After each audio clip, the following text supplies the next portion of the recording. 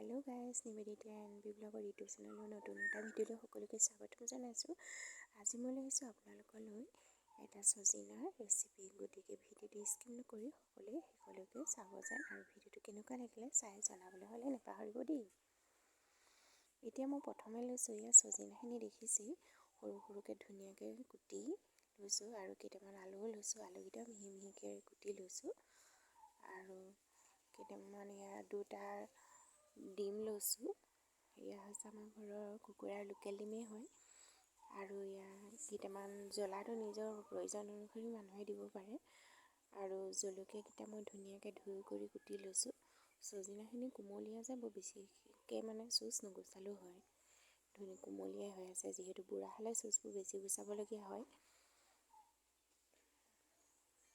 কিন্তু এতিয়া কোমলীয়া হোৱাৰ বাবে ইমান চুচ নুগুচালেও হয়, ধুনীয়াকৈ কুটিব পাৰি। আৰু ইয়াৰ লৈছোঁ এটা সৰু পিঁয়াজ, এটা মিহি মিহি কৰি কুটি লৈছোঁ। জ্বলাটো নিজৰ প্ৰয়োজন অনুসৰি দিব পাৰে। আৰু কেইখিলামান ধনিয়া পাতো কুটি লৈছোঁ ধুনীয়াকৈ ধুই মেলি।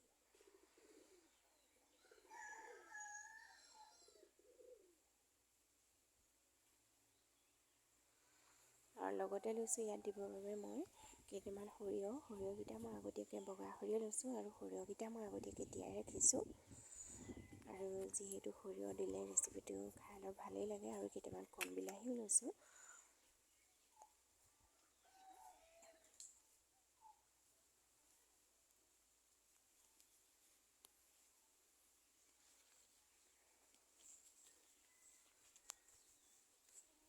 এতিয়া মই এখন কেৰাহী গেছৰ ওপৰত উঠাই তেলটো দি দিছোঁ আৰু গৰম হ'বলৈ দিছোঁ।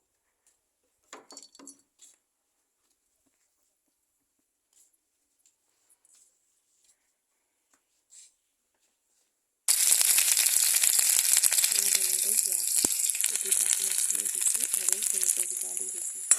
ইয়াতো নিজৰ প্ৰয়োজন অনুসৰি দি কিনে আমি নিজৰ দিছোঁ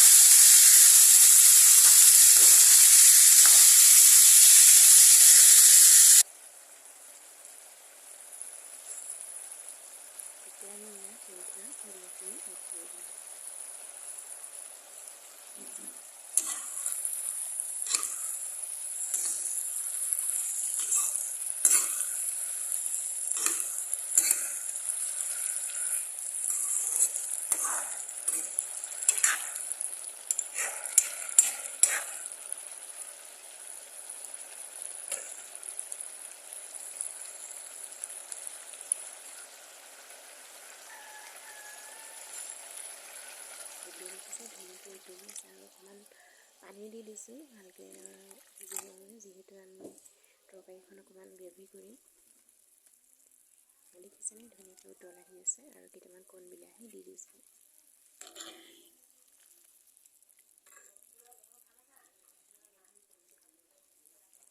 এতিয়া ভালকৈ উতল আহিবৰ বাবে আমি ঢাকনি দিম।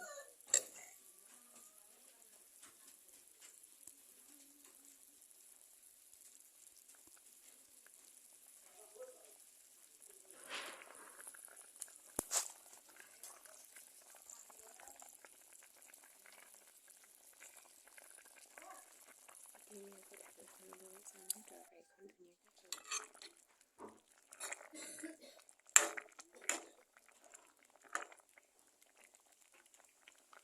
ডিমকেইটা ইয়াতে দি দিলোঁ ভাঙি।